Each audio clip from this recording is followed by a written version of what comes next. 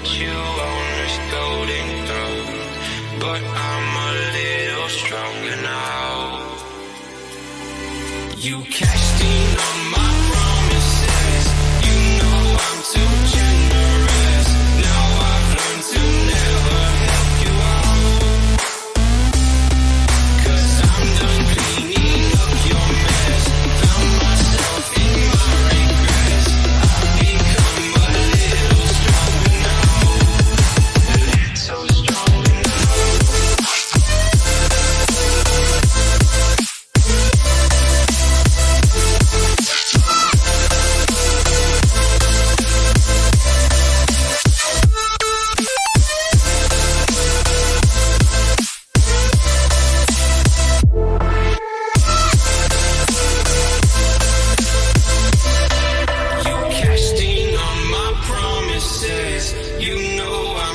Generous. Now I've learned to never help you out. 'Cause I'm done cleaning up your mess. Found myself in my regrets. I've become a little stronger now. A little stronger now.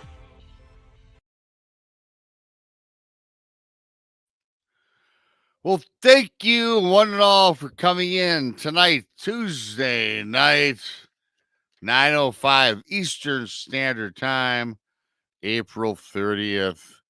The last show of the month, Beyond BMR. I got a great show in store for you tonight.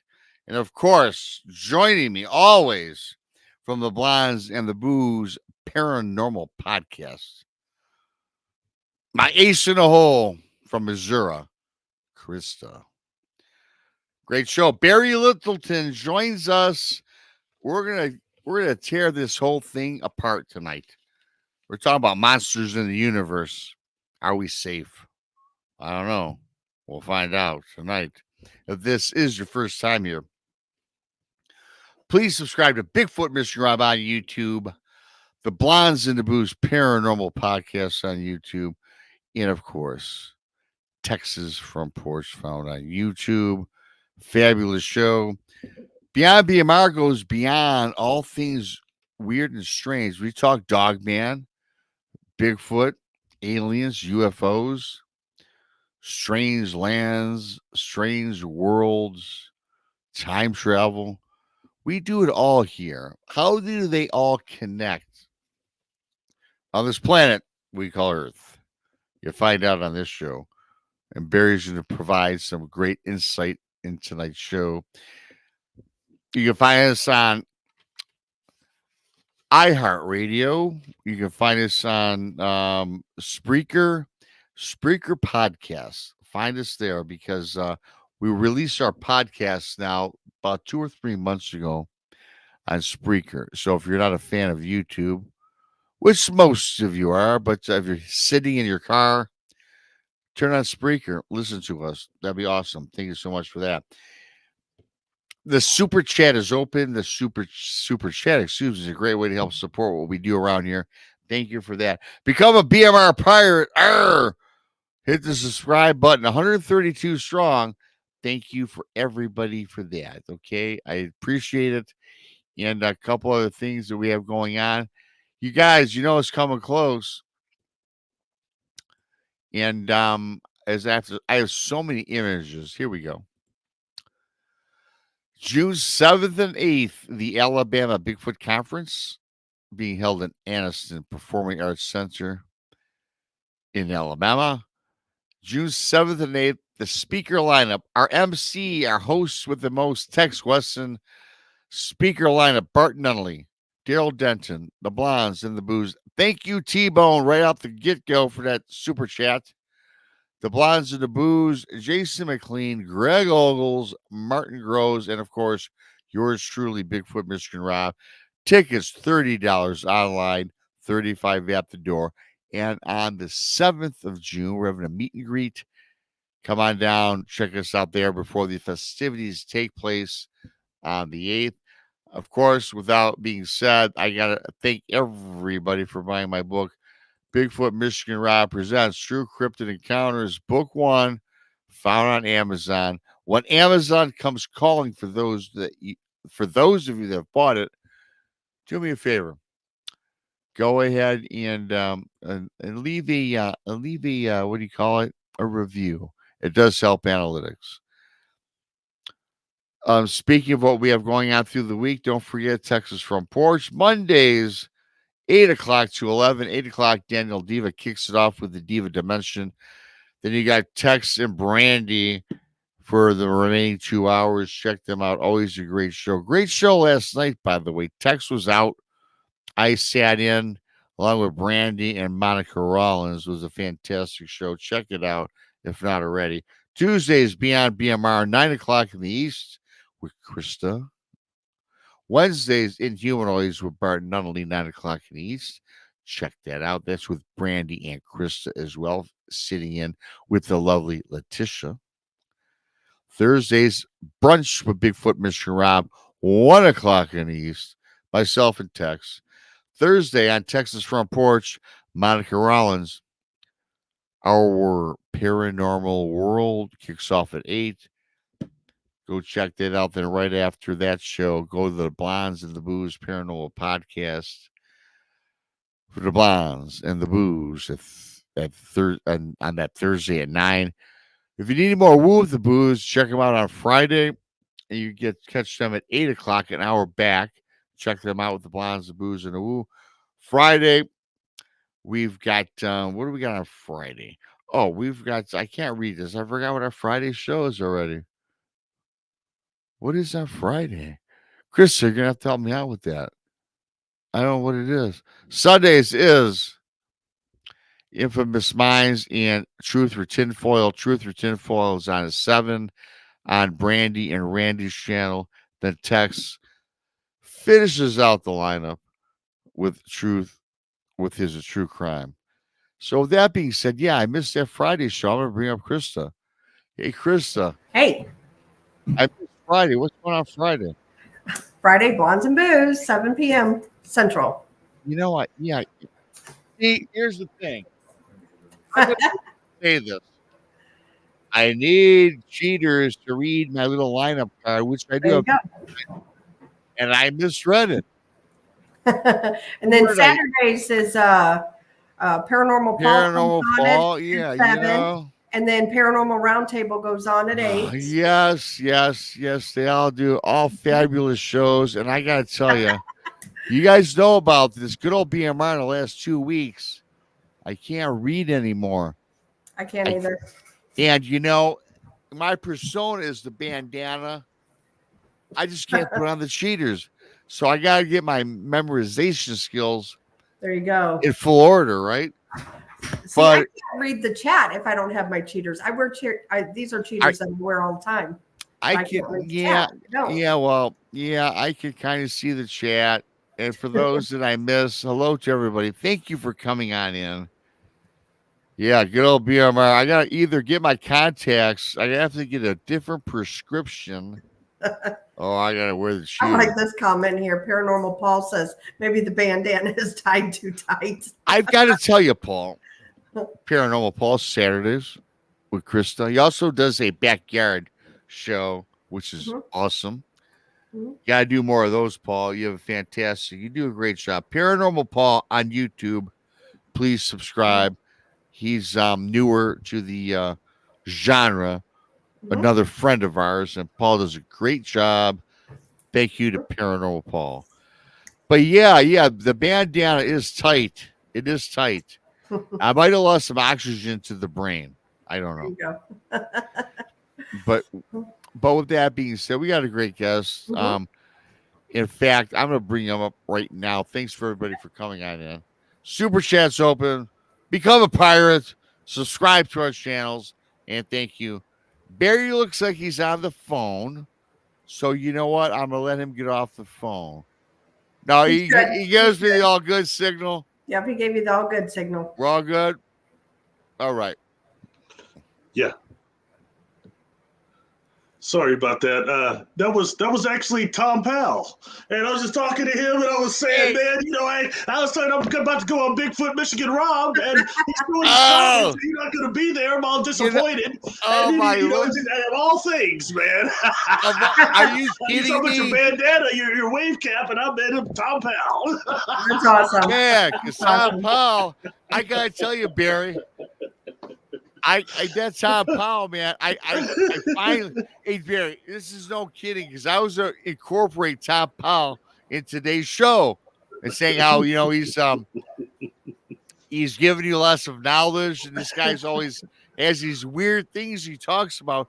I finally looked him up and looked at some of his stuff, Barry, and I must tell you, I need him on the show. Yeah, he's an interesting guy, man.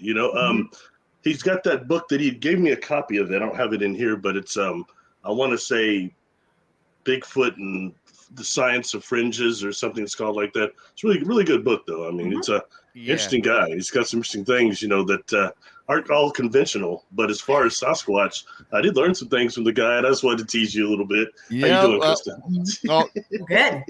Good. For those. I gotta tell everybody out in chat and anybody listening for the first time, I've had Barry on a handful of times. In the last couple of shows, Barry always cracks the Tom Powell joke, right? And because Tom Powell is somebody he always mentions. In fact, I gotta tell you right now, it's kind of a boring name for his YouTube channel. Barry Littleton's YouTube channel is simply Barry Littleton. Yep. But I gotta say this: as boring as the name is, the YouTube channel is where I get all my information from, because, and I mean this with all due respect, Barry, I met you maybe 2 years ago. We've become fast friends, and when I say this, I know we were joking a little bit. Man, you're a wealth of knowledge with all this strange phenomena. I could talk to Barry about Bigfoot, Dogman, the universe. Whatever. Yep. It does not matter. Barry Littleton's channel provides everything, and he's my go-to. Barry's my go-to when I have a question. He's helped me with my Bigfoot encounter.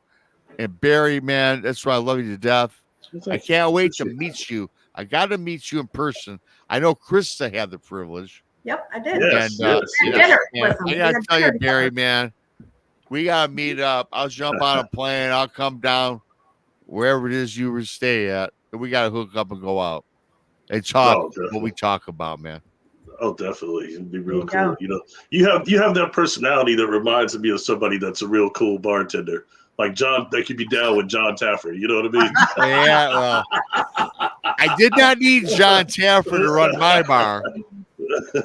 I must say, John Taffer, my first 3 years in the bar business, I had to move into my mom and dad's basement. My wife divorced me. Yeah, and that's a true story for those that did not hear it. And the next 10 years, I flourished. I sold it pre-COVID, and I'm quite happy. I'm quite happy with that part of my life. So, yeah, the wife. I mean, I had the 7-year itch anyway, Barry. I had to move on. Yeah. Well, you beat me significantly. I've never been in a relationship longer than about 3 years. 3.3, I think it is. 3.4. Anyway. Yeah, that's probably for another show, Barry. But yes, I'm going on 17 years. That's my longest.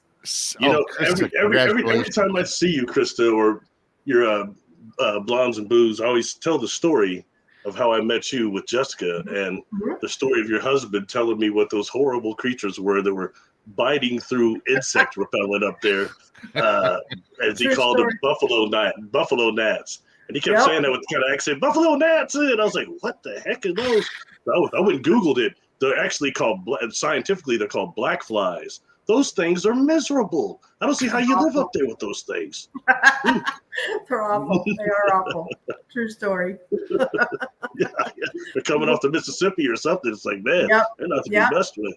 Oh yeah, for sure. And I'll be meeting up with KRISTA down in St. Louis when we have the conference, and I'll be driving down to Kentucky and meet up with Barton and Letitia. And I think we have a new traveler with us. Mhm. I'm not going to divulge the name, KRISTA, because I don't You know can divulge it. It's fine. your husband. Yeah, he's actually gonna make the trip with us. That'd be great. And you said, what did you tell me the other day? You said you'll really like my husband because he likes to drink beer. Yep, he He's does. cool. He's real cool. Yep, he's a beer drinker. I I hope remember we're sitting there talking about the secret space program. You and Jill were, I believe, and he looks at he started looking at me. He looks at you. If it's a secret space program, how the HE double hockey sticks do you know about it? It's kind of funny. The way you looked at him. I did say that. I was like, really? What makes it a secret now? Yeah. I tell you what, Chris, Barry, everyone listening, I'm really geeked for the conference. Yeah. And I'm even going to say this. I'll put this on record. Even if it's not the biggest turnout or whatever, I'm looking so forward to meeting you, your husband, Brandy, all the great people in chat that are going to be joining us. And I'm just going to kick back, get my 5 hours sleep in 2 days, travel throughout the country when we drive, and it should be a great time. Just make sure that we make the Bucky stop throughout the trip. One day, Yeah. Get those beaver nuggets. Get those beaver nuggets. We'll stop at Bucky's. It's right. It's there. Yeah, I don't know what it is. I had it once 2 years ago. It's kind of like a popcorn type treat. I don't know. Yeah. Brandy likes them. Brandy likes good old Brando. Yeah. So, but reverting back, we got the 84 people in chat already, and hello to each and every single one of you. I can't possibly say hello to everybody. I appreciate everyone in chat. I appreciate your contributions and coming on with myself, KRISTA, and when I say Barry, man, when I talk Barry Littleton, you're my go-to, and I meant that with all joking aside. No. And we're going to talk about a lot of different subjects, man, because we can cover everything with you. And I don't like talking about my Bigfoot encounter. Last time you were on, you were telling me about ancient burial grounds. Perhaps there was an ancient curse. Thank you, Sugar Britches. Perhaps there was a curse, and we discussed that on the show. And you and I have talked off air all the time via text or on the phone. But before we start the show, and again, I don't like talking about my encounter all the time. But Barry, you don't have, I guess, some new information for you. Then we can move forward. I'd like your opinion or your thought process.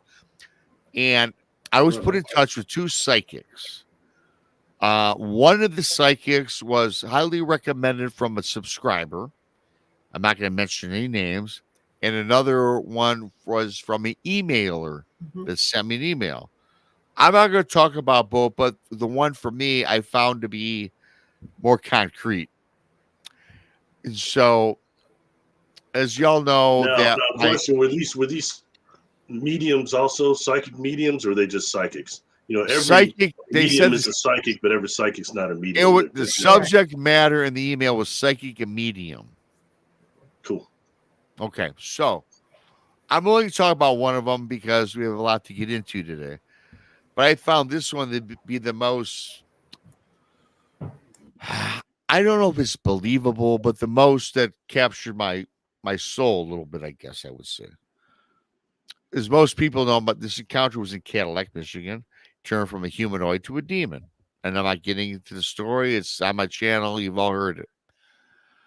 Now, when I was talking with this individual, they had mentioned this, Barry, and they had said that when I was in Cadillac, Michigan, 150 miles north of where I was, in the Upper Peninsula, there was a Bigfoot.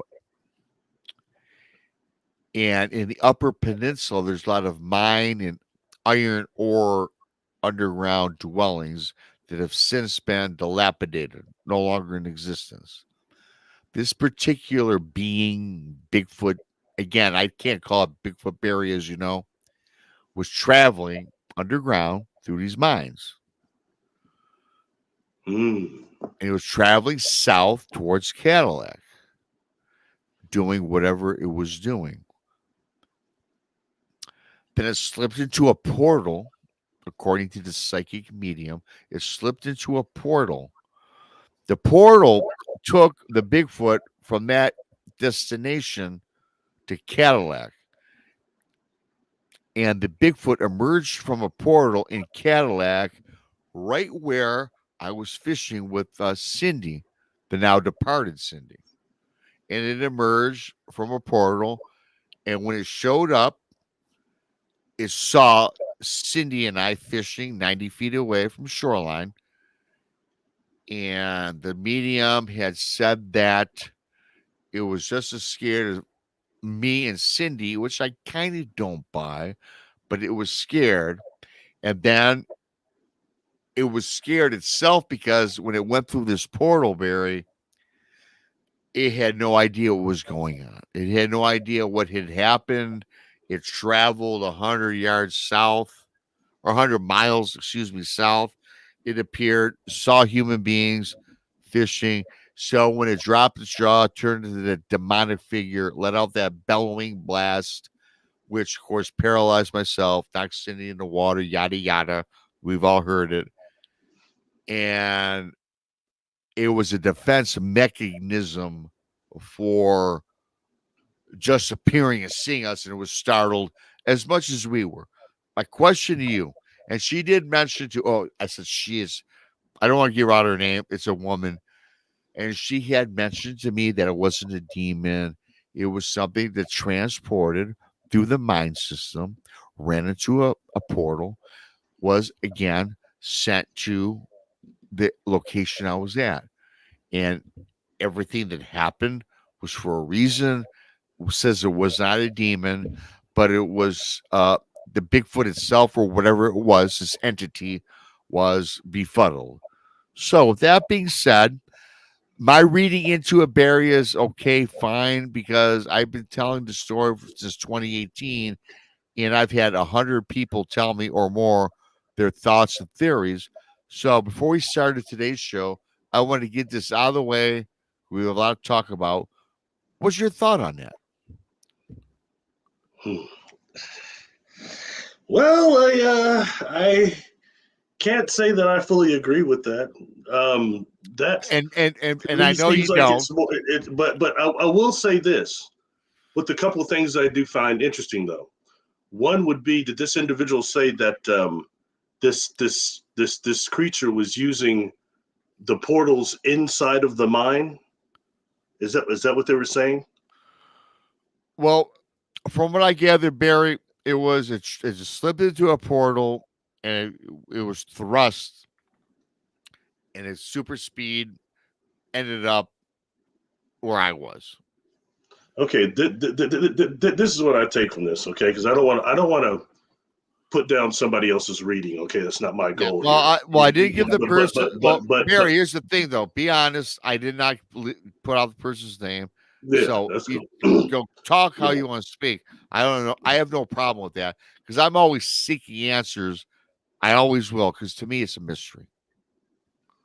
Yeah, I think their observation of the creature using the entity using the cave system is probably, or the underground mines is accurate, probably, because that is reported a lot. I've done some videos over that concerning also them in using what's called the freight train riders of America, FTRA. Now some of them have claimed that they've seen Sasquatch riding the train before, right, or like hopping the trains like the way hobos would. So it's just food for thought on that one, how they would use something like that. But however, giving our knowledge, and it's very obvious, like especially when dealing with things like Ron Moorhead and what he's saying, quantum Bigfoot, and what we're knowing about these beings can do, it's obvious that they have some type of a manifesting ability and they can use portals. And when you have one with the age that seemed to be that what you observed, that's the first thing that hit me about that creature was it was very old. I find an ability just to finally, I'll be wandering into a portal and then boom, and then, I see these people over here a way distance away on water, so let me scare them. That was a hostile move, no matter how you look at it. It was aggressive. I just got done doing a comparison. I won't get too far off track, but I watch everything that not just MK Davis, but Thinker Thunker does, and I follow him on Patreon too. And on Patreon, a couple of weeks ago, he put out a video that was that Colorado car Bigfoot thing, where it's like these people thought they ran over something. They drive back and they're recording the camera with the phone. And when they get up on this thing, it kind of looks like it's getting up and runs towards them with the arms going like this. And I always thought, of course, when I first saw it, BS. But then he did an analysis of it, not just the body ratios, but he showed this thing running forward. And two things I noticed is one, that you thought it was getting up and it came running forward towards them, but actually there's a black mass on the ground. And then this thing kind of comes running almost out of it. Okay. And then he shows something else that with the legs are showing overpronation of the knee and the legs. And that's something that Patty has. All right. And something else, if you look up,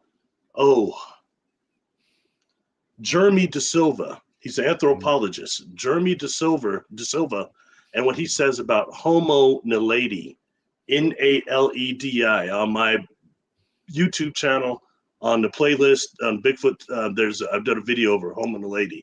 But what Homo naledi shows, they actually have put together how Homo naledi would walk. Now it was human size, normal person size, around 6 feet or so, but it had this hyperpronation of the knee and the legs. And it's very unique to see. Any person could not run like that unless you're just built different. And that's something you see on Patty. You see also on that Bigfoot thing that's running.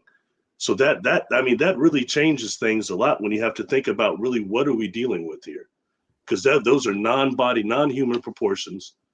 And then again, I'm just bringing this up because to me, it looked like that thing was trying to manifest or unmanifest, or however they do it. They control these portals.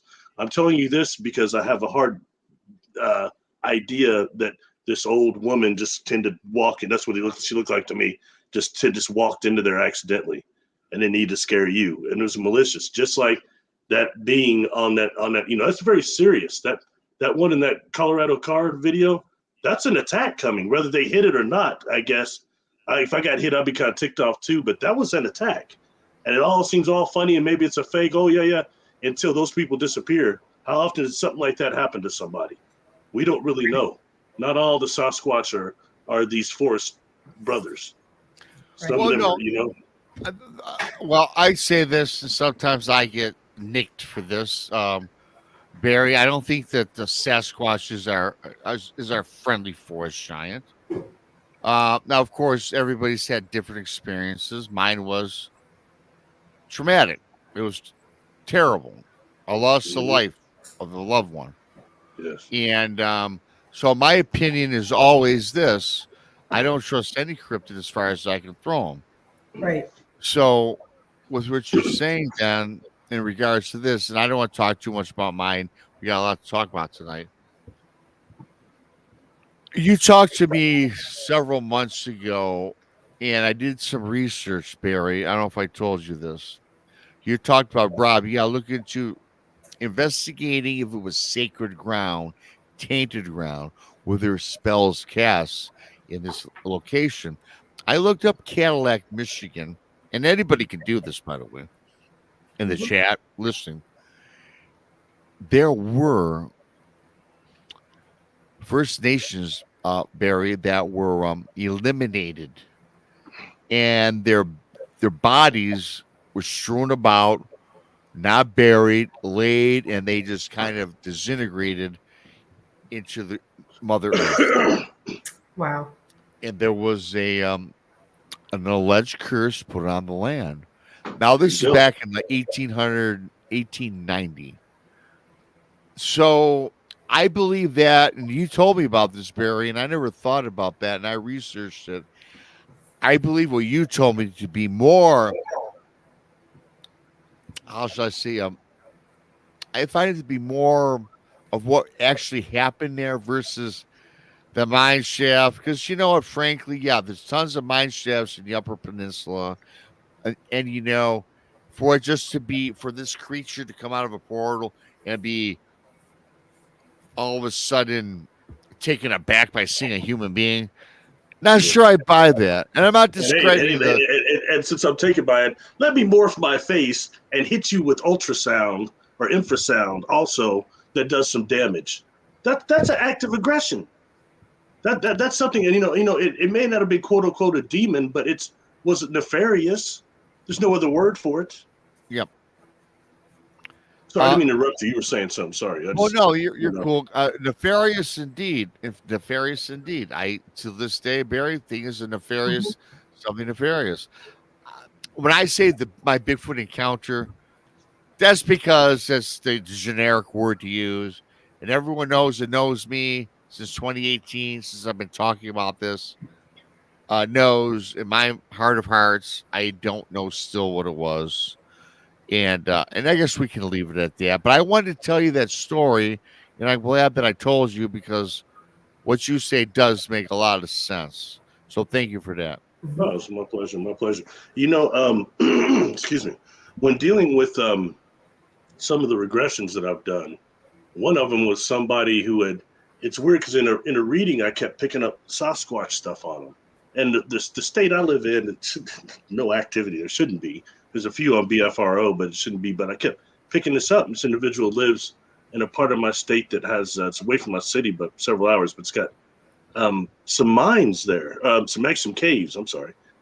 And, during the regression that has nothing to do with Sasquatch, it comes up in the regression, they start talking about these Sasquatch using the caves near this area to teach the young ones how to manifest. And how to use the portals. Wow. That's what they use the cave. They don't live there, but they use the caves for that because they're normally more devoid of people. And when I heard that, it kind of started, got me to thinking a little bit about how, when you think about what, how, and where these creatures do. And I think that something needs to be acknowledged that we're dealing with some type of underground component too. People don't want to admit that, but where do they go when they're not around? Where did that one, do they just go strictly to the forest? They just move around all the time? No, I don't think so. They have something else. They have resources. I can't go as far as my friend Tom and say that I think that they live the way. Tom Paul, go ahead. Tom Paul. He said something about, he said something interesting when he was in person again about he thought that they used the Mount St. Helens, the old lava tubes for transport. Really? Yeah, and I mean that's now. When you say lava tubes, is that the hardened lava that's spilt down the mountain range that turned into a solid rock, which is hollow? Yeah, I think they make the burn down with the tubes down. I don't know how far down they go, but right. Yeah, that like I said, I don't know. I'm not an expert on that one. That goes beyond my knowledge there. But concerning what you encountered, I think that your intuition and your first thought is it's demonic of some type. I don't think that's incorrect. I do not think that's incorrect. I don't think it is either. And again, I always say my Bigfoot encounter, but it's really something a lot deeper than that. From this man's experience, firsthand, seeing it. And something else, we have an enormous amount of beings that either are able to come through from this other frequency they're on, or they're inorganic beings that can take more of a physical appearance when they start. There's all sorts of stuff going on. And whatever's happening right now, it's getting worse. The solar activity is getting more rapid, getting more active. And that's the time we're most able to get affected by time shifts, time edits. Okay. And that's, and also it's just, and when the portals, I think the dimensions probably become even closer. Or as I was taught as a kid, I was taught that the dimensions of Earth and the vibration, the densities are like the layers of an onion. and you know how many you can peel down on an onion before you get to the middle. A lot more than what scientists are telling us, 10 or anything. I dealt with beings that some of these experiences were telling me to start thinking about the 16th dimension and upward. What the heck does that mean? We don't know what we're really dealing with when it comes to space-time and consciousness, how they're kind of one. We don't get it. Right. Well, let's get into that a little bit because KRISTA, ask your question about Barry anytime you want. I got a question here. Oh, I'm good. I'm just been listening. He's a wealth of information. Barry's I great enjoyed guy. listening to him. I really love listening to Barry. Yeah, Barry Me too. Littleton YouTube. He's often featured on Jessica Jones' channel. She's in chat. Hi, Jess. What's up, Jessica? He's a wealth of knowledge, and so I put in the show notes our universe. Are we safe? I made it. I said monsters and mayhem. Okay. But do you think, Barry, this is kind of an elaborate, it's kind of an open-ended question, but all these things we're all experiencing Bigfoot and Dogman. We're all experiencing ghosts and the paranormal. We're all experiencing the Fae. We're all experiencing elementals every day. The researchers out there know what I'm talking about. When you talked about earlier, you talked about time shifts, the paradigm shift, parallel dimensions. Are these creatures coming from all sorts of these multiverses? And us as a society, everyone worries about the asteroid hitting planet Earth and destroying us and sending us back to dinosaur times, right? I mean, Apophis, right? Apophis is wormwood. Yes. Yeah. Oh yeah. I think I'm more concerned with the thinning of the veil and all these strange creatures. I talked to a guy who was telling me about he saw a goat running on 4 legs with the head of a human on it. Do you know where it came from? Now, was he full of bunk? I don't know, Barry. But then again, I wasn't there. So do you think that we are living in dangerous times as the world, as the veil thins? Oh, this is a very dangerous place. It's a very dangerous place. And from a third dimensional perspective, it's very foolish when we look at the ecosystems of Earth. They're very predatorial. And to think that we go on a universal spectrum, to think that the universal is not predatorial also, is not wise. So that's just awareness and knowledge is one, okay? Right. 2 would be that, we've got things that are bleeding through, these things that are dimensional. We've had atomic bombs and things based on the hydrogen molecule exploded on this planet that creates these rips. I've heard many times some things have come through, they don't go back. So that's one issue. Number 2, we've got Jessica in the chat, and I'll respect her. I've given her, so many blind targets, and she has no idea what she's looking at. And the amount of times, there's several times these underground base type of thing comes up. And, when we look at things, biblically speaking, I have no religion, all right, but I do check out a lot of the text and things, so I have somewhat abreast. But we start looking at when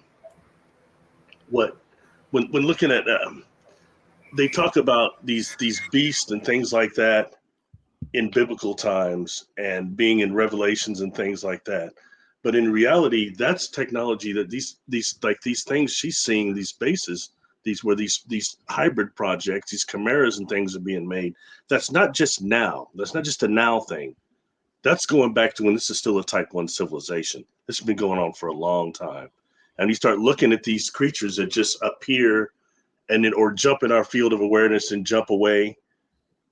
And I mean, a lot of that is they screen projects, genetic projects, and you talked about how things horrible, I've been saying for a long time, and people used to laugh at me in 2014 when I would say this, but they don't so much now. I talked about the parasites that come in from space that have declared war on humanity because we go out there and we start exploding, not just exploding things, but mining things. There was something called Project Stardust at Home. And what that was they had this dust that was brought down and dropped in the desert. And you can look on this dust and try to these samples and try to find a track and they'll like name it after you. All right. When you start dealing with microorganisms being grabbed like that, especially if they're sentient on the collective level, that's war. That's like you go to Australia and scoop up half the population there. That's what caused war. And in return, these things started coming in on asteroids and I'm sorry, not asteroids, excuse me, meteors. They start coming in on meteors, okay, in time when they hit and break up within. You know, there's been science fiction stuff about that, but what this started creating is where did these prion diseases come from? They're connected to that, okay? These prion diseases, mad cow disease, mad deer disease, these odd prion diseases. Food for thought again, okay? But that's just what you're just talking about. We're talking about, you know, some of the things that are these monsters. We have to realize it could be on the microscopic level or the nano level too. Well, whether you know it's what? not AI or organic, you know. Well, here's the thing too. People don't recognize that, and monsters. People are going to think some hairy beast or dog man, something just creepy looking that's 8 foot tall, 800 pounds with glistening, pearly white fangs and sizers. But you know, you make a great point. We've never talked about this on the show, KRISTA. Parasites from outer space. Parasites. Something that's microscopic that you and I cannot see with the naked eye. Mhm. And let's just say that there's some alien civilization that has nothing but nefarious intentions. You know, we all hear about, I don't know if you buy this, the Galactic Federation. They're here to protect our resources. Well, I got news for those people. Our resources are not needed by any alien. Okay? They're not, in my opinion. I could be wrong. I don't think so. It makes no sense. These parasites could be put here in these microscopic values. And you know, Barry, maybe they're put into the inner earth and we have the inner earth. Maybe they're droned inside the planets and they're manifesting, they're growing. And one day, maybe we won't be alive to see this, where they just take it over and boom, and say, guess what? We're taking over the planet as our own. Don't need the resources. They just need another place to live, because with a billion galaxies, with all these living organisms, you know that these planets are running out of a place to populace the otherworldlies.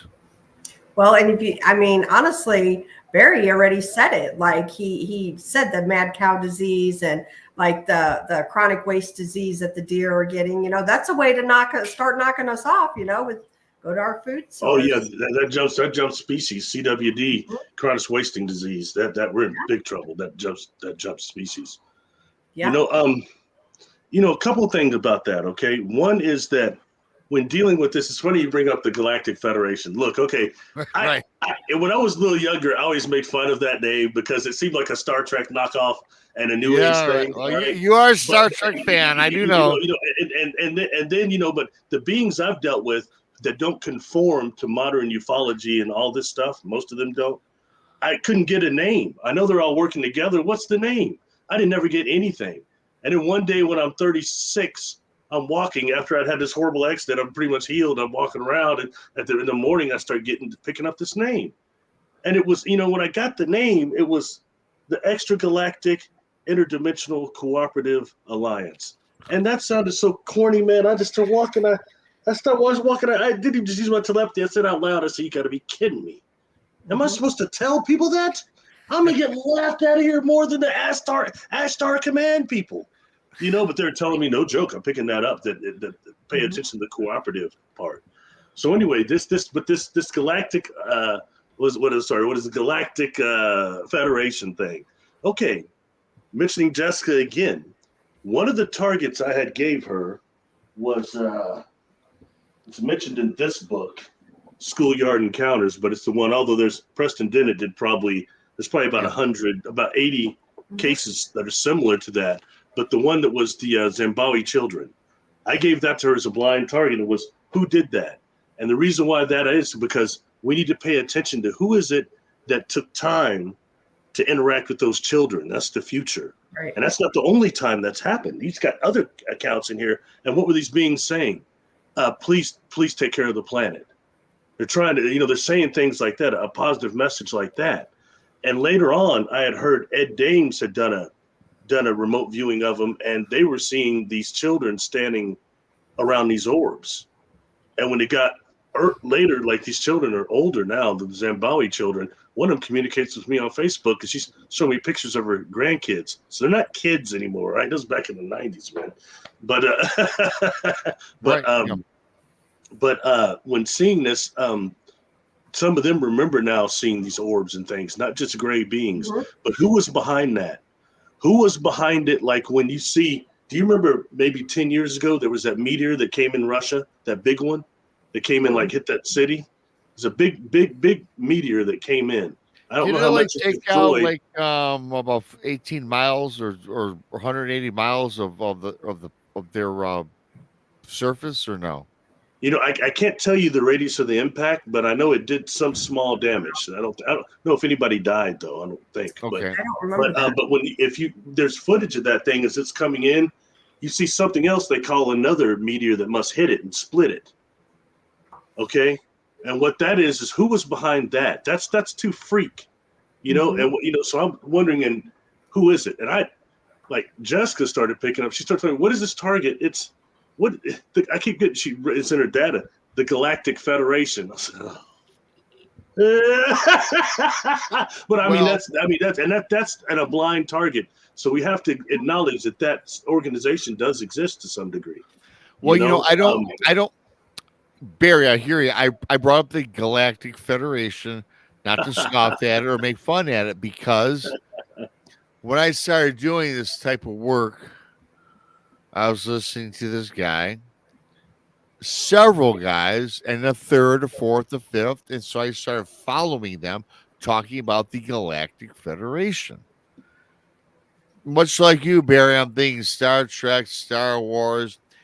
And this is kind of when my mind wasn't as open. I was kind of a skeptic. I think it's great to have healthy skepticism, don't get me wrong. But now I was a Bigfoot guy, cryptid guy. But now I start looking into ufology and aliens and all this federation, because I think we all know that there are other life forms in the galaxy. We're not the only ones. I know that. I can't say for a fact, but let's not mince words. There are other life forms out there. But this Galactic Federation, I mean, then I started hearing stories about they have alliances with other planets and other alien bases. And then I hear things about the moon.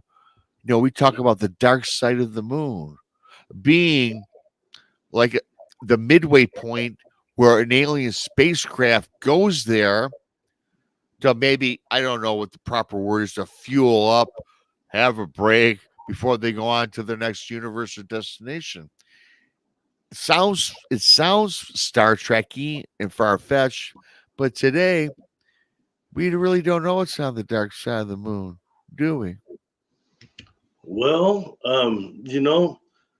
there's a couple of things. The first person, the far side of the moon, the first person I had heard to start talking about that was first there was this guy named Raymond. I want to say it was Raymond Bernard is his name, and it's a book I found as a kid. Couldn't put it down. It's called Somebody Else is on the Moon. He shows what looked like tractors and machines on there, and these pictures from NASA. And then later on, fast forward like 10, 12 years, and Richard Hoagland started coming forward, and he wrote that book called Dark Mission. He became most famous and well known on Art Bell, but he talked about the far side of the moon a lot and was showing pictures of what he called the shard that was about something like so many miles above the surface, and it looked like crystalline ruins. Something else called the palace that looked like some sort of a palace, and all this stuff was supposed to be in ruins. You've got conspiracy people now, like the whistleblower I'd interact with. He's saying, "Oh, that was caused by the solar flash, and that's coming here, and that's going to kill us." And yeah, of course. But anyway, but that's on the dark side of the moon. And if you look, the Chinese have sent some equipment to the far side of the moon. So I think a lot more is known about that than anyone wants to say. And, so often people mention the guy, Ingo Swann. And Ingo Swann was actually the first remote viewer that was modeled behind him. And, he wrote a book. One of them was called Penetration, The Quest for Human Extraterrestrial Telepathy. I believe that's the exact title. And, when I had just like going back to 2010 or 11, just after my accident, I found out about that book. He was still alive, but it was going, a used copy on Amazon was going for like $400. I had to go up to Barnes and Noble, have the people looking up, I'm seeing this right? They were like, well, that must be a serious book. Now you can get it much cheaper since he's dead. But that whole book was actually about the moon, him talking about the moon and the different extraterrestrials there. You have these remote viewers, not just Jessica, but John Vavinko, somebody else I interacted with, and he was involved with the government and remote viewing at some point. He said when he started his own company, he started looking at the moon. He got a visit, like somebody physically came and said, "Don't do it anymore." So I think so there's what the part of this trying to hide this and trying to cover this and this concocted world we live in, and something else I've talked about this. So I don't know if I mentioned this on your show too, but I just want to say this. Right now talking about these things, there's something called Osiris Rex, which is a NASA probe thing, robot, and it's going to these certain asteroids and it's collecting samples and bringing it back to Earth, dropping it to Earth.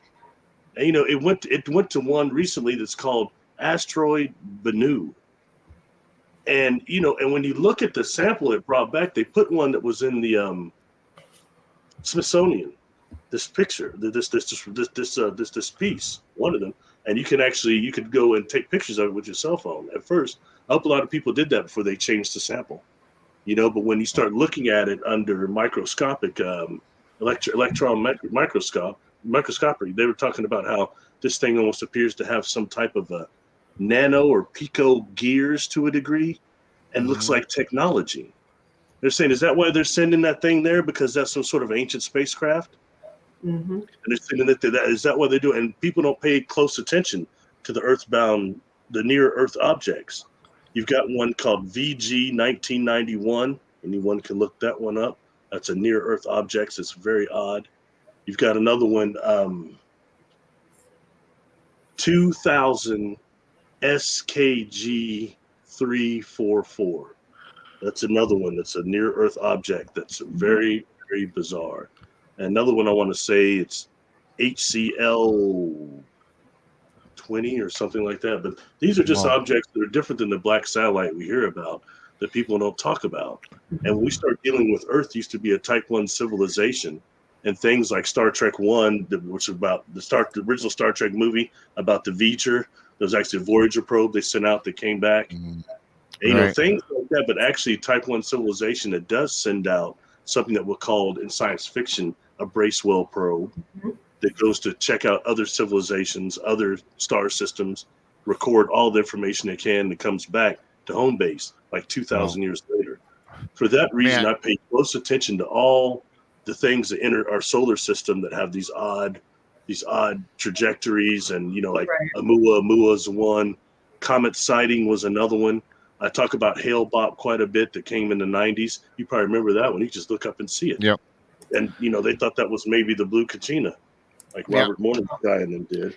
I do want to continue with this. This is the point in the show where I like to take it's a midway point in the show where I like to thank our audience for coming on in. Hello to everybody for joining us. If you're new here, please subscribe to Bigfoot Mr. Rob on YouTube, the Blondes and the Booze Paranormal Podcast on YouTube, Texas Front Porch on YouTube. Barry Littleton, as boring as it sounds, the YouTube channel is tremendous. It's simply Barry Littleton on YouTube.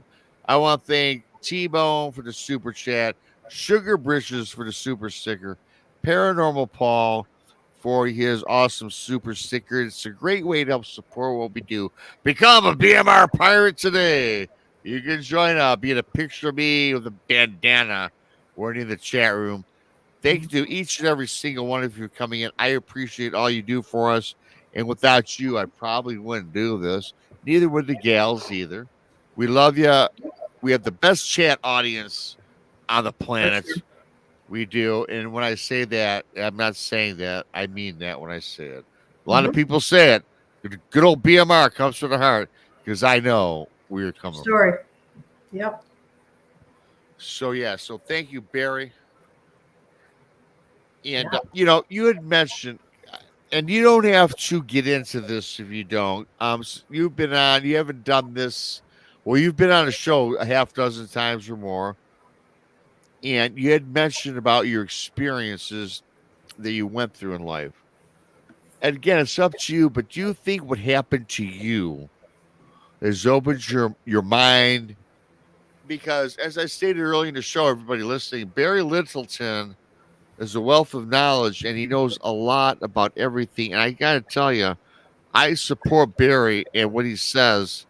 I hang on to his words. I do, Barry. You're a Mhm. friend, and of all the people I have on the show, I have a lot of repeat guests. Mhm. I gotta tell you, man, I always learn something, and I know you're a straight shooter. Well, thanks. And you had mentioned something earlier about what happened to you. Do you think what happened to you back in the day opened your mind to your experiences that you have currently and the knowledge that you come forward with?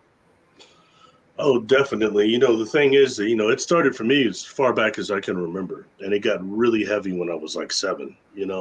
So in that way, and then I was always trying to figure out what was happening to me and explain it Mhm. because I couldn't prove it. You know what I mean? So I had to try to, and all I had was science. I understood science a little bit. So I tried to learn in that way. But the thing is this, I felt like I was always chasing the knowledge and trying to learn more and chasing the experiences and things like that. When the truth is, it was chasing me. And I Right. think that's going to be true for a lot of you both and for your people in your Mhm. audience. And to realize that, something like that, we come in with some of that, both on the soul level and on the soul memory. Some things although we get wiped clean degree before we incarnate here, there are things we do come here to work on. And our Right. super consciousness still remembers that.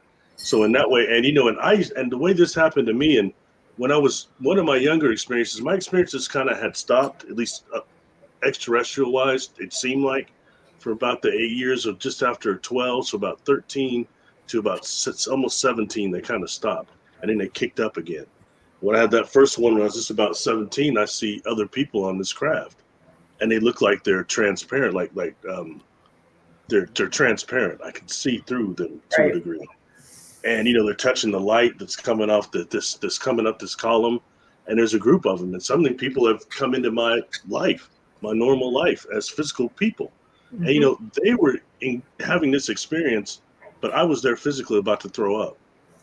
So I knew that showed me why they kind of are taking people in energy form and dream form and astral form and teaching people in that way.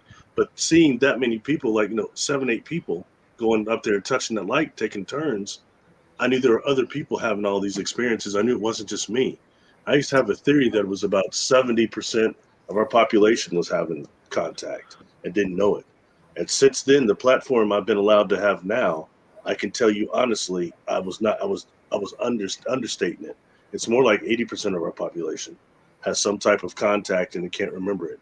And so people that come up to me at these conferences, I've done. The next one I do will be my 14th conference, or 13th or 14th, and these people will come up to me and they'll say, I haven't had experiences like yours, but it's always those people. And I detect something on them that I stole a term from Doctor Who called Artron energy, but that's a type of some type of a life energy that I think irradiates people's cells that are contactees that have been on board one of these craft that uses wormholes or makos as actually a method of travel. You get exposed to that physically, or you're around these beings that have this almost like they're create a kundalini release when they're around you. It's very bizarre. Their biofield, something like that starts happening. You really start, paying attention. It's another thing going on. You know what I'm saying? That's Right. fantastic. And I got to say something. Krista, I apologize because when Barry comes on, I get so infatuated with Barry. He's my I brother. enjoy listening to Barry. I know you do, but Krista, I don't want to hog the mic. Krista has got a lot of Krista from the Blondes and the Booze Paranormal podcast. Very smart girl, has a lot of great insight and questions. I'm going to let you ask some things of Barry because I would not feel right because you're my sis. So Well, I what's can going tell on? you somebody asked a good question here in chat, and I'd like to know the answer here to this myself. Sunny 11 said, BMR, if not resources, Barry, why do you think UFOs come to Earth? Or why do you think they're here? Great question. That leads into something I want to actually interject that goes back to something Robin asked earlier. One thing about that, okay, is that, this is a book, and I'll throw this out there. I don't always do the conspiracy stuff, but this is a gentleman named Mac Toonies, and he wrote a book called Cryptoterrestrials. Now hang And on, in it's that not Tom Powell. It's not Tom Powell. No, it's not Tom Powell, man. No. His name's Mac Toonies. He wrote that book, and interestingly, he had a very odd death right after that got published. He was a young cat, all right? But in this, he has the cryptoterrestrial hypothesis, which is that you have a group of beings, a civilization that is right here on Earth, whether it be right beside us in the mountain ranges or inner Earth or both, but they're right here on Earth, and they're using the extraterrestrial decoy to keep us thinking, looking out. We see UFOs and we see their technology all the time. Mm-hmm. You know what I mean? And that, yeah, and we see this evidence, but that's their whole thing, is to keep us looking out at space and further when they're right here. So that's one thing I think going on definitely when we start dealing with UFOs, not just man-made,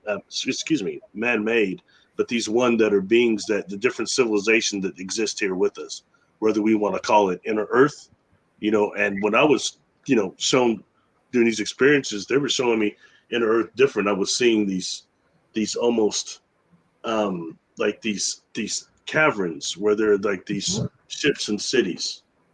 That's what led me to believing that the things we see, the theories of High Brazil and the islands and the Phantom Islands that come around every 7 years. Something else I gave as a blind target to our friend. And but I'd always picked up, and that was long before that, but I picked up that they were actually these ships that come up and they have these solar magnetic crystals that have to be charged every so many years. So they come up so that the ships can charge. Several things about those Phantom Islands too, about the mist that's supposed to surround them. I talked a lot about orgone conversion of life force that these ships do. A lot of times people will see these UFOs over even pools, and they're hovering things, and they're actually pulling that life energy from the water itself. Like, we can call it orgone if you want, but it's a little bit more than that, more pure, I think, more polarized. And then they turn that into life force energy for the craft, which includes gravity modification. Some of these craft are alive, just like us. They need life energy. Sometimes the crew provides it, And when going with something like this, these cryptoterrestrials, we got to be aware of how they might have the ability to have avatars here and walk around with us. Technology. Yeah. Very, very, it takes us really kind of down the rabbit hole, but it's better to be more apprised, more abreast than lacking. Yeah. Well, I enjoy going down the rabbit holes, Beer, and I got a rabbit hole for you. Robin M asks, it makes a statement, right? It says, they've always been here, I guess referring to the aliens, ufology. We are likely the newcomers. Now, Robin, with that statement, yes, I can see credence to that. But I'm going to push back, Barry. I want your thought. I've heard that we are actually aliens from the future.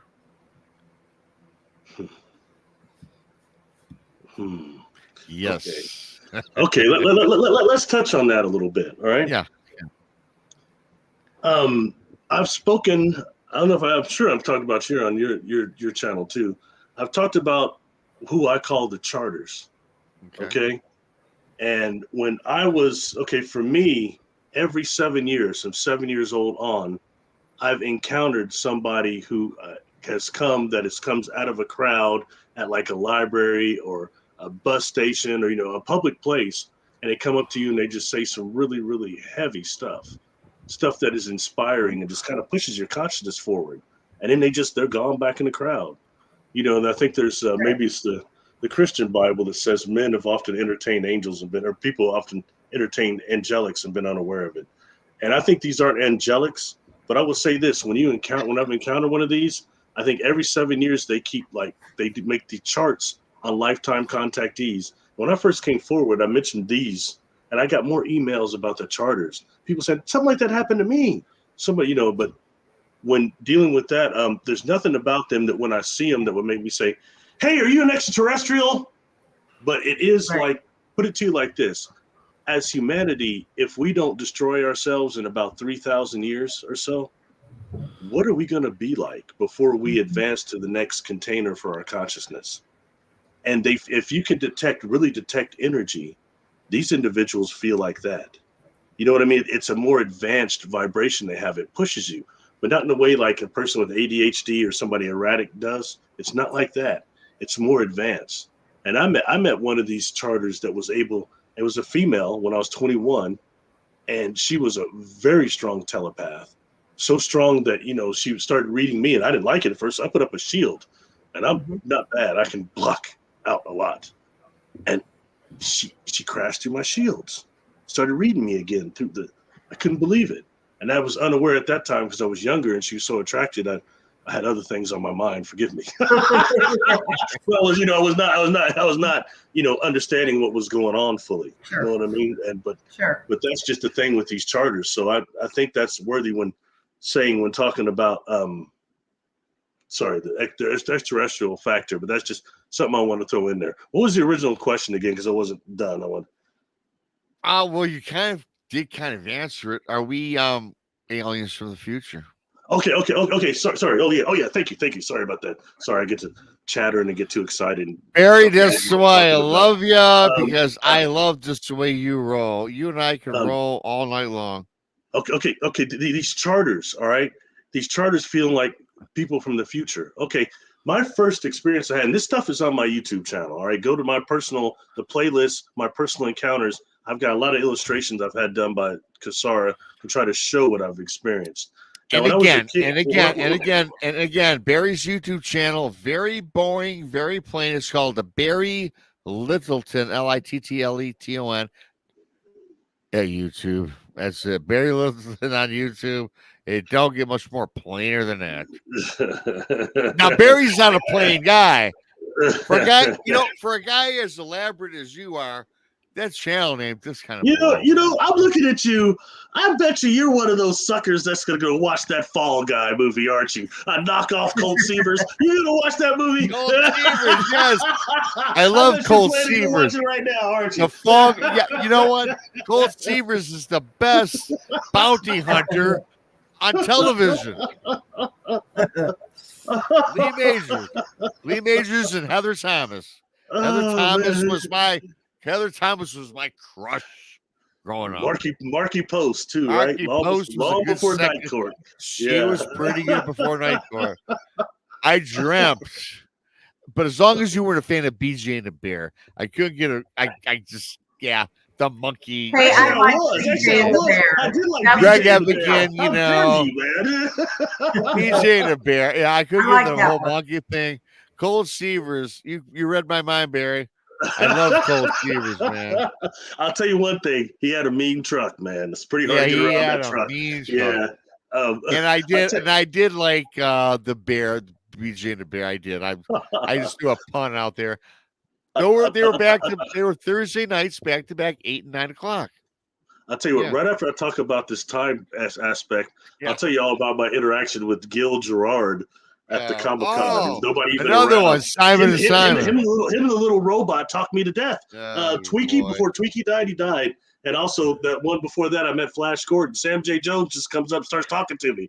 And he said, "How you doing, man?" I'm just standing there like, "Damn, I'm all right, Flash." That was kind of odd, man. But anyway, back to the charters. I bring up the charters because this experience that I had as a child, this craft, it's the first one I ever saw with my mother. And it had actually what appeared like windows on the outside of it. And as I got older, the craft I've been on board don't have windows because they're organic. There may be a screen or something in there, but they're not like windows. And this, when I'm on board this thing, it was like bilocated during this experience. And I won't go through how it happened, but it was so odd that I went and got a regression for it. Because as I got older, suddenly I was like not remembering fully what happened. And that only happens when dealing with these star beings with me. And after going through 4 catastrophic traumatic brain injuries, they said I'd be a vegetable devoid of long life-term memories. So I'm very into my memory and making sure it's good and it's cool. So I always check that. But this I couldn't remember. You know, this UFO I saw with my mother was kind of scattered. And this is long before I ever had my accident. I was only 32. But you know, to her point, my mother had to really kind of remember. She's looking at me going, "You, Mr. Star Trek guy with your creepy Star Trek memory, you can't remember that UFO we saw?" And then she had to kind of jar my memory to where I told my brother, I said, "It's almost like I didn't see it." He said, "Yes, you saw it. You and mama came home, you're talking me to death." Anyway, this individual was on this craft. He's a Nordic, not a tall white, not much taller than 6 feet, maybe 6'3", 4, not that tall. 2 humanoids sitting in these chairs, okay, and they've got these metal boxes like on their chest, to where the chair was even like lower, that they were sitting at lower, so it didn't hit these boxes. And you know, dealing with this now, when this guy Alex, as he's putting in my mind, goes like this, and what looks like a metal wall just is suddenly see-through. I could see the water tower from my city. I can see down. I could see this shopping mall and see my mother and I standing down there. Okay. And I'm like, I was going, she was taking me to go get what's called, you're around my age, man. I had gotten a Stretch Armstrong for my 7th birthday. Oh, yeah. And I stretched it the first night the thing started leaking this red stuff. My mother said it was probably nuclear goo. We had to go exchange it. And we see this UFO, we're going between the stores. Anyway, point being, that this craft and that one room, okay, I believe that is actually something, what I was seeing was something similar to what people are now calling a chronovisor. And it's a way for historians to actually record something right there in the holographic form. Okay, so I've called these individuals the integral to the Temporal Integrity Commission, something I stole from Star Trek, because I think they're monitoring the timelines. All right. So in that way, you've got that aspect of what I think. And okay. Oh, sorry, something I didn't say. This guy, Alex, that's standing up, and the 2 guys sitting down in these chairs, they look like maybe they're not like identical twins, but like they're fraternal. It's very odd. And later on, I encountered this guy again at a store about a year later. Not even that long. He comes up to me and gives me this rock right here. I was in a store with my mother, was an antique collector. This was my mother. And he said, I couldn't put it together because I got older. I had a psychic woman I dealt with most of my life telling me, your friend on board that craft gave you something. And I couldn't put what? New Age freak? You know, but the truth is she was right though. You know what I mean? Ultimately. Anyway, point being, that's one example, I think, that they're from the future. I think they're humans from the future. We've gone out further. Okay, and that's one aspect of that. Something else I want to throw in to answer that question. Sorry, I know I'm going a little broad, but I think it's important. No, you're good. You're good. One is the aspect of crop circles and the high energy plasma balls that make them. Okay, another blind target I gave to our friend. I wanted to see what came out of that, because there's one video in particular in somewhere in Wiltshire, but it's got these 3 plasma balls that make this crop circle. It's on my YouTube channel, that video itself. And Barry Littleton on YouTube. But they're these high energy plasma balls. And when looking at the work of Dr. Living Good on the crop circles themselves, he showed that the bent stills, the seeds, and they've been exposed to high energy plasma and high microwaves that cause something called an electron avalanche. And the electron avalanche makes the seed itself much more resilient and also produce like twice the product that it would before. Okay, so that's good science we don't hear about on those crop circles. The electron avalanche, anyone can look that up. Anyway, so but when dealing with these, and I'd start hearing talk about that some of these crop circles, people believed on some of these grids, they thought that it was actually time travelers marking points of entry and exit. And it's actually us from the future that we've evolved beyond the physical container like this. And we get an energy body, a plasma type body. And it's become very hard to get DNA and things like that. And they're coming back for that reason, and that these are actually these plasma balls are actually time travelers, us from the future too. Again, food for thought. I'm not saying that's completely right, but when that individual asked about the time travel aspect, I think that should be thrown into the pot. For Well, sure. food for thought for sure, Barry. And we're getting some time travel. And KRISTA, you have to take over for about 90 seconds. I'll be right back. And you can keep it up with Barry. I got to do something going on here. Barry Littleton on YouTube. Check him out. KRISTA, I'll be back in 90 seconds. Sounds good. No, I got you. When you were talking about the crop circles, and I mean, honestly, that's a different theory, and that makes total sense to me. Why couldn't that be? You know? Yeah, and I think it might be a few things too. Like when I talked with John Vivinco, another thing on my channel too, and they said he ranch. I did a long video with him, like over an hour. But he talked about what they've seen some of the portals on the other side. What you have is like thousands, hundreds of thousands of entities trying to come through all at once, trying to squeeze through. Oh wow! And it winds up being like you and me trying to put our head through a ketchup bottle. And those that actually do get through emerge here in this dimension in collective conscious orb form. Collective conscious. Yeah. And that's just, I mean, I can't say that happens all the time, but that's one of the factors. And we really don't know what happens when we transition, materials from another dimension to this one, or an entity comes from another dimension to this one. We really don't know. We use these words, but we don't really know what. No, we don't. That's what we're all doing here. We're all here to learn, learn off each other, bounce ideas off each other. And yeah, absolutely. I've always been interested in the crop circles because they're all over, from small town America to, all over the world. And that just, when you said that really just struck a chord with me. And some of them, some of them are representing also free energy devices, and what can be free energy ways of producing energy. And that's something we need bad here, because everything that's 0 point energy is pretty much suppressed here.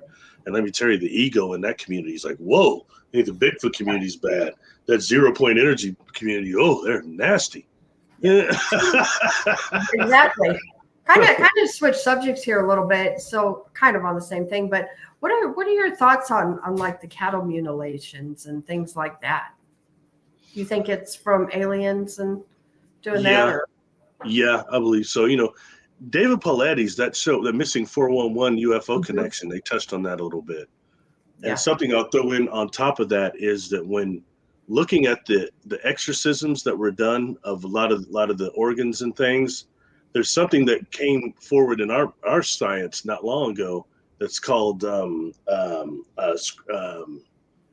gamma scalpel, or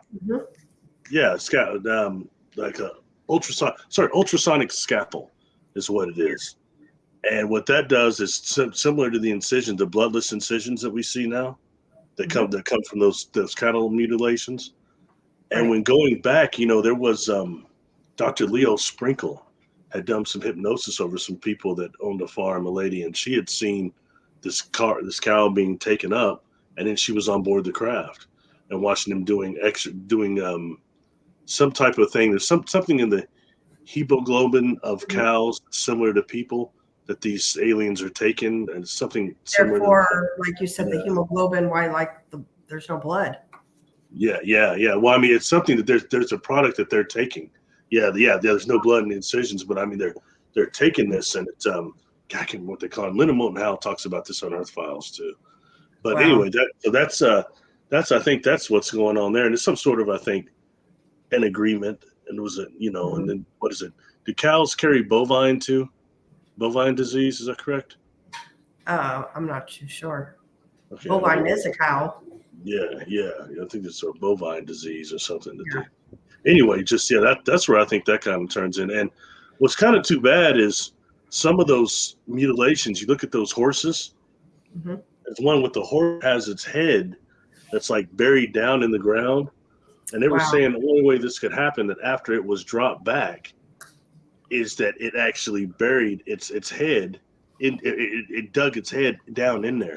That's horrible. That's a horrible way for any creature to die. And dealing with that, it's amazing how many of these people are maybe contactees that are getting worked on or getting experimented on, and then these craft just drop them. They don't beam them back down like they beam them up. They just drop them, and then they're found in some of these, these very odd circumstances. So I think that's things that we need to be aware of for these lower entities that come here. That I think some of them are demon that use extraterrestrial as a screen memory. Yeah. In my opinion. Yeah, were you maybe talking about the mad cow disease? Fisher Spam said mad cow. When you said something about the bovine. Yeah, the prion disease. Yeah. That's not good. Thank God it hasn't jumped species to us yet. Not fully. Prion on the brain. But then and something else to look at when it comes to these microorganisms I talked about that cause that from space. The red rain. The red rain that's been seen a few times, especially in China, was showing up. That's another prion thing. Thanks to T-Bone, Sugar Britches, and Paranormal Paul for your awesome support tonight. Thanks to everybody for coming on in. I like the UFO topic, and I got something I want to ask you about that's been talked about ad nauseum, but I never had your take. But before I do that, Sunny 11 has a pretty cool question for you, Bear. It's a cool name. We already answered that one. Oh, was I away? I put that one up already. Yeah. Oh, well, we'll go. Okay, well, we'll go on with my question. It's okay, KRISTA. Yeah. Sorry. You're the best co-host that I've ever had, KRISTA Tweedy. The Blondes and the Booze Paranormal Podcast. Subscribe if you're new here. BMR and text. Subscribe to. I keep forgetting the name of the guy's channel. Oh, it's Barry Littleton on YouTube. He's gonna ride you for a long time, Barry. Yeah, well, Barry. Yeah, thank you, Maggie, for the super sticker. And he's down with Tom Powell. Tom Powell, my man. Hey, Barry. The next show we do together, we're gonna have me, you, Chris, and Tom Powell. Hey, man, that'd be cool if you get a hold of him. That'd be cool. Yeah, well, you got the inside scoop on Tom. I want to talk about something that's been spoken on about nauseum. When we're talking about UFOs. Please don't say it's a TikTok video, please. No, TikTok. No, I unsubscribed from TikTok. No, I'm talking about the TikTok UFO. No. This is something, though. This is probably one of the most popular subjects. And it's talked that, hey, man, let me tell you. It's just spoken about at length. It's not boring. It's not boring to me ever. And I think people in chat will enjoy this. But I never, ever, since I've known you, Barry, gotten your take on this.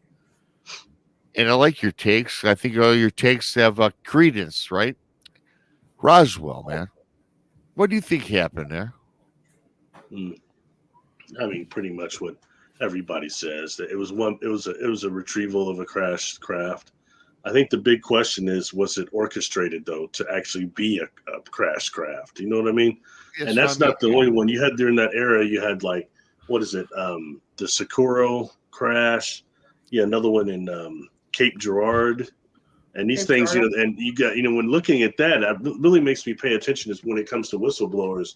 The two I think that were the most valid were Clifford Stone and Robert Dean. And they talked about doing these crash retrievals all the time, like doing several of them all over the world. So I think that that's something needs to be taken into account, these back engineering, and how many of these darker forces are setting that up.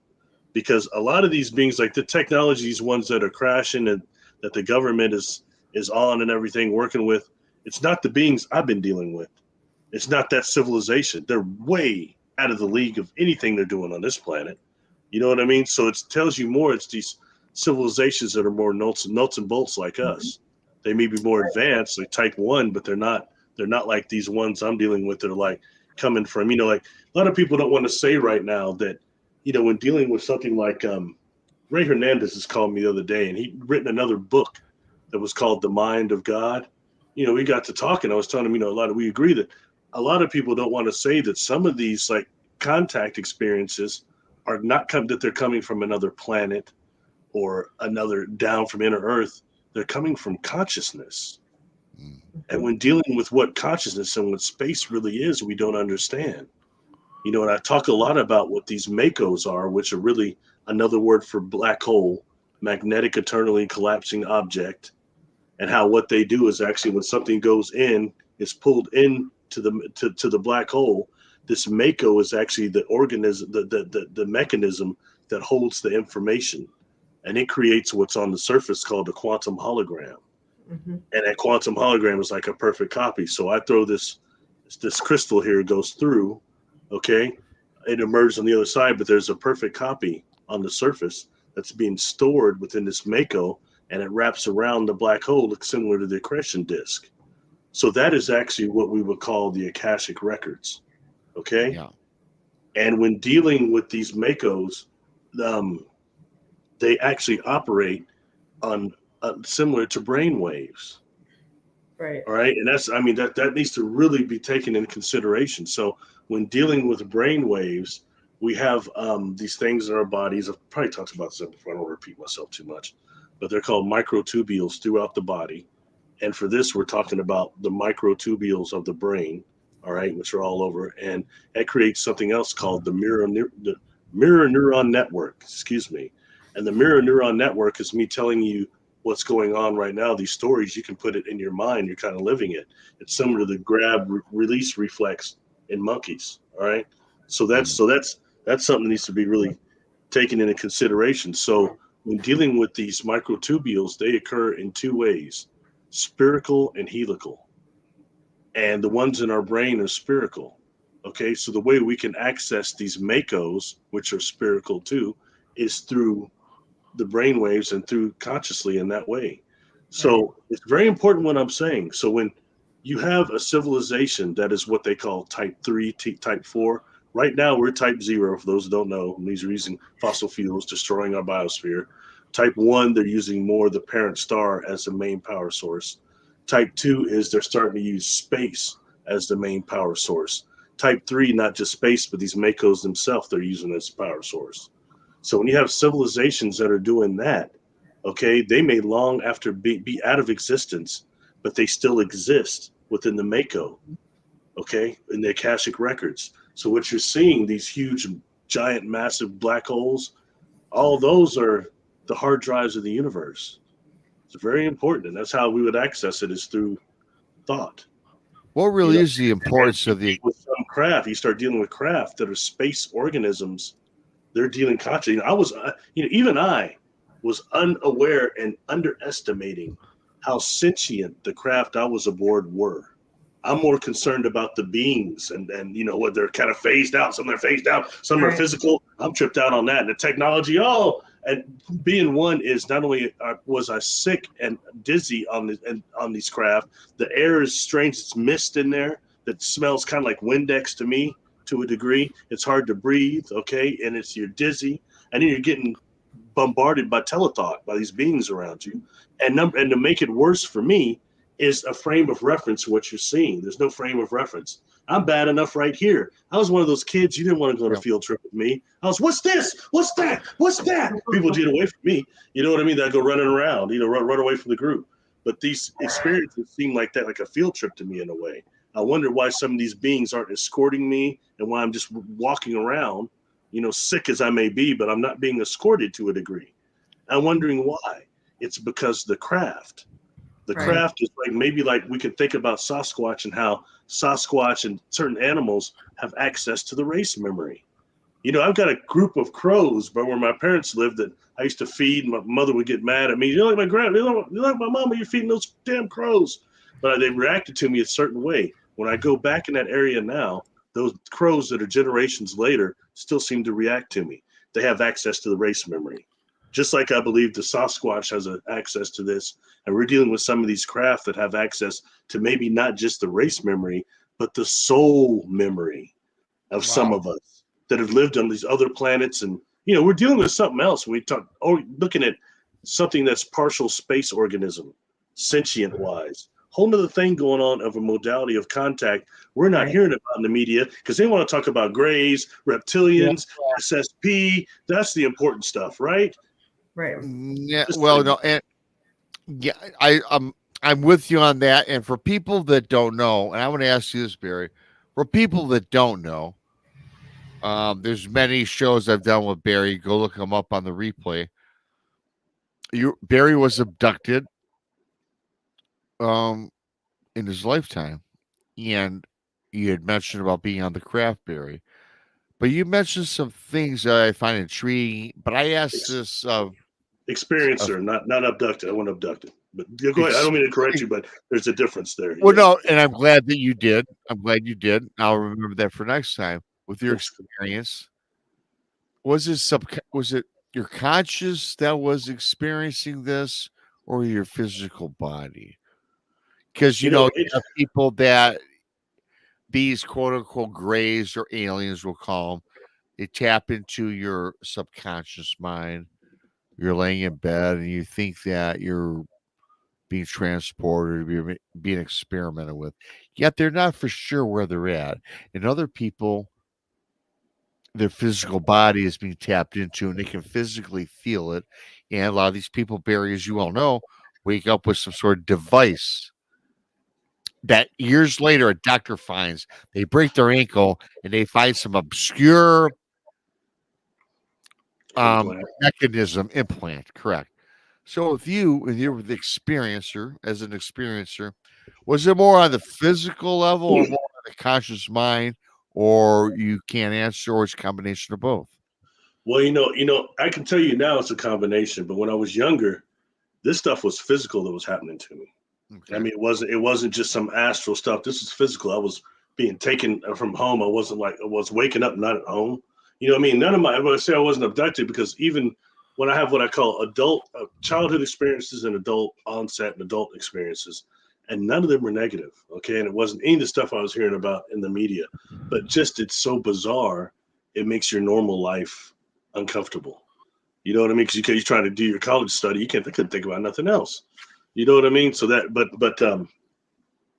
so that way that actually made a difference. So when I was younger too, I would have some of these experiences that were like kind of dream-like, astral-like. It wasn't like the physical ones, because you're not touching anything, and it's more of a conscious deal. And I wanted to say that wasn't really per se real. And even when I got a little older, I was discrediting people that were having those kind of experiences because they weren't the physical ones like me. And now I can tell you that the ones of us that have physical experiences is a much smaller ratio than those that have the astral dream experiences, for the reason I just told you. Name one earlier is that that temporal aphasia, that sickness when I'm on that craft. If you're in your dream body, your energy body, your astral body that doesn't conform to the same physical parameters, it doesn't interrupt the experience like what I was going through. So that's one way. And we're more evil. They can meet us halfway. Some of these beings have a hard time slowing their vibration to meet us even halfway. I think it's almost painful for some of them. Then something else that to take into consideration, I've been around a being that was able to make me feel like it was biolocating me while I'm standing in front of it. Like it pulled me out of my body and pulled me to it. And suddenly I'm smashing against its big black eye. Okay. And we have these beings that are capable of doing that consciously, or consciously projecting a quantum environment to us, a holographic environment to us through the optical nerves. We're dealing with something that's all different. Some of them don't need technology. We start dealing with these beings that are, some of them are operating and making the contact through us, through the Makos, through the Akashic records. Those civilizations are long extinct, but they're still in existence in that quantum hologram, in that Mako. The mirror neuron network of the brain is the same thing. It's similar to what I just described, the way these Makos work. And that's not just my thing. That's what Rudy Shields and these astrophysicists were telling me, that are looking at the data they're getting from these observatories. We always hear about the Akashic records that you keep bringing up, and for people that don't know what that is, how important is that? What is that exactly for the first timer in the chat room? Hell, man! First time I heard is Edgar Casey's the only person I ever heard talking about it, and everybody seemed to build on that. These Akashic records, the records of space and time. Okay. And even now, I hear all these people saying, "I work the Akashic records," and they're all. That seems to be a real popular, hip turn, almost gimmick to a degree. But no one can really tell you what they are. I just did. They're black holes, and the mechanism that's inside of black holes. Those are the hard drives in the universe. And the thing is, as described by Rudy, actually the universe existed before the Makos. So when you start dealing with the Mako, okay, this Akashic records, what's inside of the inside the Mako closest, like if it's a accretion disk and there's a center, is going to be what's going on currently in the universe, as to where the outer part of the accretion disk is going to be the beginnings. All right, that it's very interesting, when thinking about these things and dealing with the craft and how we might actually access them through brain waves, how some of these craft are using like brain waves as opposed to how we're thinking about average quantum physics right now, or it's a little more intense. I think a little more intense than just not warp drive. You know what I'm saying? I do. And like I'll give you an example. Okay, real quick. I witnessed this craft. I was on board on my first adult onset experience. After I'm outside of it and I'm watching it, okay, and somebody else is with me at this point. They have an experience too. It's pretty hard. That type of delusion is not shared, thank God. You say, hey, I've been having weird stuff happening my whole life. No one's gonna believe me. You're standing out somewhere in a pond somewhere way out far and something happens. It changes things. But I watched this thing, what looked like a quote unquote saucer type of craft, metal with a directional emitter on top of it. Okay, it starts pulsing. It looks like almost static around it. And it starts morphing, and it morphs into this crystalline looking thing. What we called in this book right here, Keys of Enoch, J.J. Hertog has a book in there. It's around 256, page 256, I think. He calls them tri-pyramidal Merkabahs. That's what I saw. He even shows some of them that would be quote unquote transforming. I saw this guy when I spoke in Vegas. He's one of the speakers. He signed that new book for me. And I asked him, how'd you find out about that? He said, man, I was taken there and I saw it. Gotcha. And I saw one too. And finally I had this man's full attention for about 10 minutes. Anyway, point being why I saw this. Okay. And what I saw this thing doing is this is a craft that can deal with universes. It's going to different universes, using these Makos to go to a different universe. And what I was seeing was it was doing a pattern of unfoldment to match its destination. All right. And in another universe, our universe is kind of built on the spin. A lot of everyone wants to say vortex right now, but it's really the spin. Okay. And everything we see is based on the spiral spin from galaxies to the electrons, the protons. That's what's here. But you go to another universe, it could be based on a lot of things. Crystalline. Okay. Well, I think estimate that one might have been, it was going to, or amorphous metals. Okay. Different shapes, triangles. There's all sorts of different universes. And, I've been on board a craft and I've seen other universes, and some of them look like broken shards of glass. Different configuration of shards of glass. Had some people in regression that have seen that too. So there's something to be said about that. Now, I don't think all the universes look that way, but some of them do. They look like broken shards of glass. When I hear a contactee say something like that, I know they've seen something. Anyway, let's go forward. Yeah, I mean, KRISTA, what you got? I got something. Go ahead. KRISTA really loves you, Barry. She just, I could tell when KRISTA does the same much just because she's really enthralled and learning. I could tell. I got something. It's always cool to meet in person. We had a good lunch. The food wasn't bad at that place either. I think I had a po' boy shrimp sandwich. Boy, oh my God, you're talking my language, Barry. I like me some shrimp gumbo, some crawdads. Give me crab legs on the side, man. Hey, Sunny 11, a new one of the newer subscribers, I guess. Thanks, Sunny. Does have a question for you, Barry, as an experiencer, can you explain what the inside of the spacecraft looks like if you were ever in the spacecraft?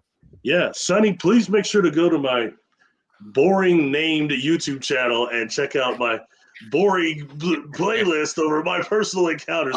Barry, I'm just teasing. Barry, it's terrible. It's terrible. Your name is fantastic. You're trying to throw me off mine mentally. I'm trying to answer a question here, and it doesn't take much to throw off my primitive mind. It takes me off track. I lose. I know. Keep track what I'm saying anyway. I know a monkey wrench to throw at you, Barry. I'm sorry. Uh, Again, but- Barry but- is okay. You got it. Go on. Yeah, on that playlist though, on my personal encounters, I've got illustrations of a lot of these craft I've been on the inside of. One of them in particular, the one that have adult onset. This one, the inside of it, the thing that got me first was that it appeared to be the walls were like not quite. They were fungal, like mycelium, but not like a toadstool, not that soft, much harder consistency, but they felt very, very alive. Okay. And something I noticed, the first room I'm in actually is bigger. It seemed like a cargo bay to me, but it's like it floated into that one. But it seemed like it was bigger than what I saw in the sky itself, let alone the other rooms in there. Okay. And in each room in there, I was very dizzy in each room. And something interesting about that craft is that it had in each room these, I call them, they look like eggs, these glass eggs, partially glass. They look like glass to me on the outside. And then on the back, they had like a metal that had these tubes that were going to the organic wall. And there were these eggs of various sizes in every room I went to. And inside these eggs was a deeper mist than like the mist that's on the decks of these craft. There's like a mist in there. It's very light, but it's there. But in these eggs, much thicker mist in there, and there were these lights in there, like looked like different types of plasma or energy configurations. And I thought for a long time during that experience that those were probably power sources. Okay. And I figured that that's what those were, but I was wrong. At one point before this experience is over, I'm getting so sick from this temporal aphasia thing, I'm about to pass out. So the experience, the whole encounter is about to be finished, yo. It's about to be done. But two of these lights emerge from one of these eggs, and one attached here, a blue one, and then a yellow one here, and a yellow or a blue one down here. And the yellow one looked like almost a sun with a Saturn or a plasma around, like with the ring around it. And they started modifying like my time field or something to make me feel better before I got sent back. They put me in another room. Okay, so that's the inside. This is the second room, the last room before I left. It felt like it was small. I was in it, and I've got illustrations of that too. But it seemed just like this backpack on me or something that I just touching my back, but it doesn't hurt. I know now there was something like similar to a hyperbaric chamber, I think, where they sent me back. Yeah. Anyway, so that's example right there. Then on another craft that seemed like it was very unstable, and it was hard to not be sick in that one too. But in that one, what I would call was, I don't know if it was a bridge, a control room, or what it was, but there's like a black beam in the middle that's a spiral type of beam. That seems to be the most consistent thing in this room. And then there are these vortexes opening and closing, look like these wavy spirals opening and closing. And I have a being that looks like a pink ball drops in front of me, a light being, and then it starts unfolding like my state flower. It looks like a sunflower, and it goes into one of these holes, one of these vortices, and comes out. There's like maybe, I don't know, 10 of these in this room, opening and closing or more. Okay, like when I start talking about this, someone like Dr. Shields, knows all about these Makos, took a great interest in that. And he's telling me something. He's not an experiencer. He's just a scientist, astrophysicist. He's not a contactee. So he's got a unique deal, and I enjoy talking to somebody like that. I was looking for people like that. And he was saying, what you're dealing with is a ship that's capable of choosing its own Mako and maybe generating them. And that's true, Yeah. So this thing, when it comes out, this light being, it comes out of the other portal, it's putting in my mind, we're like fish out of water in your dimension, your physical deal. So these eggs I'm seeing were actually containing crew members, and you're looking at a pathway to another universe probably. And these things weren't coming out of there because even the part of the ship I'm on outside of those eggs that was enough 3D for me to survive and them, I think is extremely hazardous to those ones that are inside the egg. So when you're actually on a multidimensional ship, It's not like Sulu's over there, Spock's over there. No, it's not like that. It's different. Right. So anyway, that's food for thought. I hope I answered some of her questions. One room in that second craft I was describing, it looked like kind of like a cave to me with these staglamites coming down and these light beings that were hanging on the edge of these staglamites. I've got all that's on my YouTube channel. Please go to my personal encounters and you'll see like all that. The one with I'm coming to the hyperbaric chamber. You'll see all the stuff I'm describing with the illustrations. And again, the YouTube channel is complicated. It's Barry Littleton. All right, I got a buddy of mine. Paranormal Paul has a question. Paranormal Paul, go subscribe to Paranormal Paul on YouTube. Got about 423 subscribers. Yes, I follow. I know what's going on. Paul's doing very well. He has a question. Barry, do you think there are UFO bases here on Earth? Tell you what, first I like the name. My best friend's name is Paul Adams. I'll tell you what, absolutely. And one thing would be, again, this guy here, Preston Dennett, he wrote a good book over UFO underwater bases is what it's called. He points out so many of them, places like Catalina, all these places that have all this stuff coming out of the sea in Peru. I think there's quite a few undersea bases on this planet, and probably inner Earth bases too, as far down as some of these caverns. I was like these honeycomb structure inside the Earth, and I think there's some in there too that maybe even perform like cities. But I think we got several bases on this planet that are both these crypto-terrestrials and also different.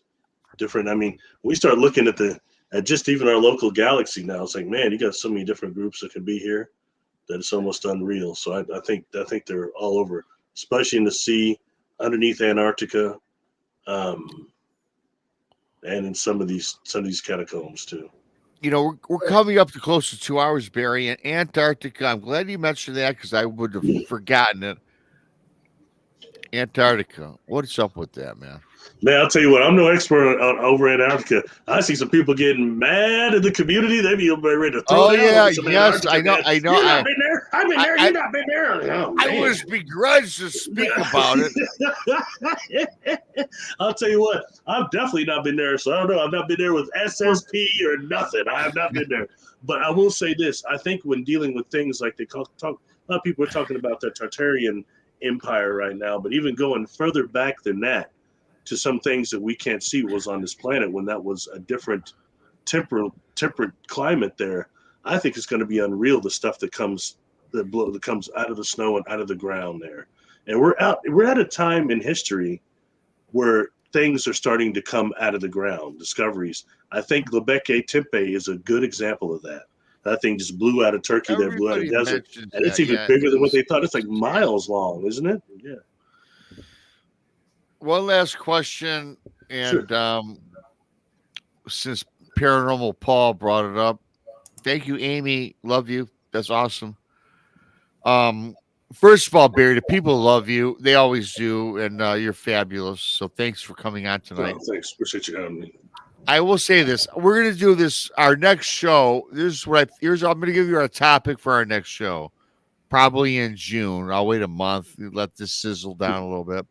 I want to talk about the unexplored lives in the ocean, because I tell you what, you think about the galaxies, the infinity of space, and I think a lot of times we neglect the ocean, which covers 98% of our planet, or 93%, whatever it is. I don't know.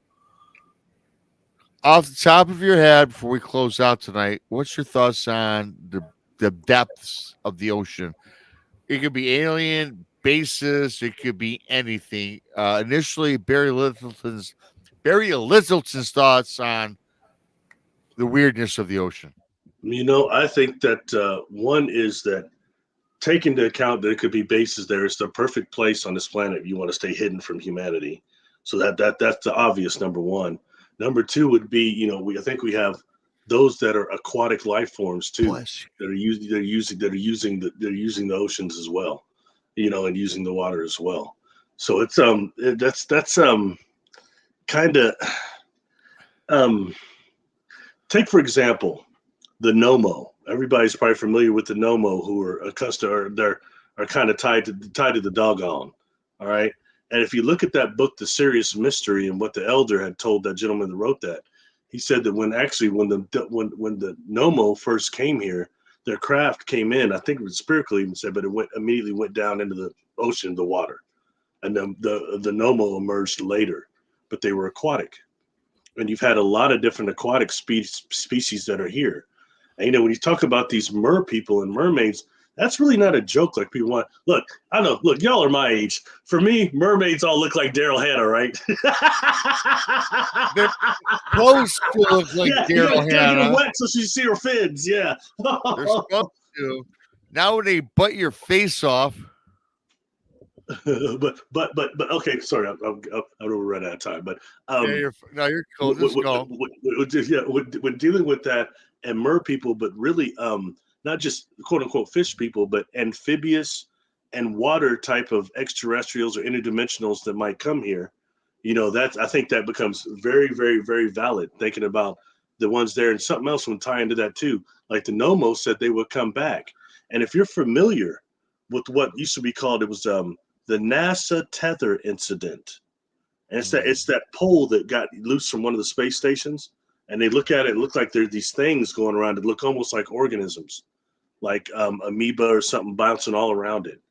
When you look at that, and when dealing with what would be aquatic sentient spacecraft, we don't really fully know what they would be like. Wow, and is that what we were seeing there? And does that tie into, what's that guy I talked about, the cosmic ball theory? That the cosmic balls that came down that contain the certain parts of amino acids that hit the DNA here and help create the life here, humanity. Yes, it was an excerpt from Tom Powell's book. No, it's not Tom Powell. I know. That guy's name is, I say Adler, but that wasn't his name. Gosh, I should know that actually. Anyway, his book is called The Cosmic Ball Theory. Okay. Anyway, but yeah, and it can't be really disproved. People used to laugh at him, but not now. So when dealing with that, and is that the Nomo coming back? That NASA tether incident? Did they come to Earth and go through the atmosphere and go down into the sea? Really worth of looking at there. And, you know, think about too, that same gentleman I just mentioned, he was told that there were coming here, you had certain civilizations coming here to mine a certain element that was similar to uranium from our sea. Yep. That was the first guy. Al Bender, that's his name. Al Bender. Okay, yeah. I've heard the name. And I got to do this one last because this cousins with Tom Powell. No, I'm just kidding. I have to give you one last statement, and we can put this on the back burner too. And this guy's gonna appreciate how I say this because I've known this guy since the way back for Space Cell Radio, and there's gonna be a pause. Digger dog as a statement that I got to put up here. Digger dog. He knows what I'm talking about. The Germans from World War II are under the ice of Antarctica. I know we can't do this in 8 minutes. Snapshot, and then we'll move on to the close of the show. You can't do it, can you, Barry? Some things I won't touch, but I'll say this. There's this gal named Marina Sarin that says she's some hybrid of SSP, and then you got this dude named Eric Hecker, and he's been in Antarctica for real. He worked for somebody, Raytheon or somebody, and he started describing, like, he's not kidding. He described this thing, it's the ice cube system or a machine down there. I never heard anybody talking about that stuff before. So he's kind of mean to people, but he's been there, and he tore her up because she was saying something like there was some Nazis under the ice there or something. And they were getting into it, and people can look that up online, but I'm not touching that, man. I don't know who's under there. I do know this. There are these weird pentagon structures out there that are real, that have there's some sort of extraterrestrial cloning thing that went on, I think, in ancient times. And the question is, are they still operative right now? Something else I had Jessica view as a blind target. I also want to know if they was even real. And apparently they are, but are they still active, and what species are using them to clone what? And, you know, you got so much stuff going on here we haven't been told about. There's so much to talk about. Maybe we'll you and I will look into that a little bit, but next time you're on, I want to do something on the. I'm going to put this in your head now. Maybe in June, the oceans. I'd like to really explore the phenomenon of the ocean. What if? What if? What if? You know what I mean? Because that's a great topic. I'm going to research it. I know that you will as well. Barry Littleton. That's the name of his YouTube channel. Believe it or not. Real quick, you go check out the deep biosphere of Earth. That ocean between, it's called the deep biosphere, where they have dark microbial matter. Check that out. Oh Lord, Kira just came in at the end of the show. My lovely Kira, Love love you, Kira. girl. Kira, I Thanks still got for- that shirt you gave me, that Sasquatch shirt. Just Yeah, want you to know that. Kira, you gotta watch the Sasquatch. replay. I tell you what, Barry, I've done a lot of really good shows because, frankly, my shows are all good. This is one of the best. I appreciate you, man. Thank you, man. Thank you for having me. Good to see you, Krista. Tell your husband hello for me. Barry. I And will. before we sign off for the silent Krista, not because she's shy, not because she has no questions. Krista digs Barry. Krista, Yes. you're listening to Barry. What you got going on? Today is Tuesday. What we got going on in the Blondes and Booze?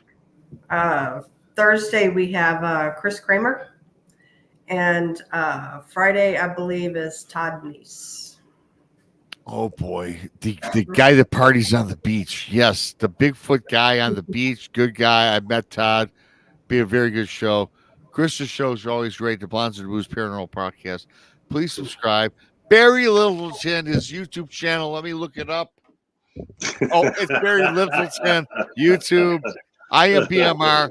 I've got Inner Earth next Tuesday with Josh Turner, and then on Brunch with Bigfoot Michigan Rob, the legendary Ron Moorhead enters the studio. Oh, wow. That's cool. Yes, so we got a great lineup all week. Don't forget, subscribe to Texas Front Porch, Bigfoot Michigan Rob if you're new. Krista and Brandy from the Blondes and the Booze Paranormal Podcast. Bart Nulley and Humanoids. Donnie chose that stuff. He was in here. PRT, Josh, man, whoever else. If I forgot to mention your name, I don't love you. Man, I got so many MK Davis. friends. You interviewed MK Davis. I just found yes, that I out. did. I'm gonna listen to that tonight. Yeah. Yes. Oh, you'll love it. I got about 1,100 people watched it already in a week. And that was a great show. MK Davis. It's free in the archives, everybody. Please subscribe. Thank you, Barry. Barry, anything before we leave, where can we find you outside of your boring ass channel name? YouTube is a good place to do a lot of work on YouTube under Barry Littleton. Another one is Patreon. I'm on there, Barry Littleton. I communicate with people a little bit on Facebook too. My website that needs to be updated is barrylittleton.com, but there are links there. So that's it. Email barrylittleton13 at gmail.com. And thanks for the super chats. Thanks for becoming pirates tonight. I appreciate it. We all appreciate what you do for us. We have the best chat rooms across the board, and you guys are knowledgeable, you're loyal, and you tune in each and every Monday through Friday when we're all on. So with that being said, I've got to find the extra. Barry Littleton, the man, my good friend. I love you, Barry. Thank you for coming on. Until next time. Good to see Until you next both. time, To you man. both. Love you. Until next time, BMR Krista. And for Barry, we're out.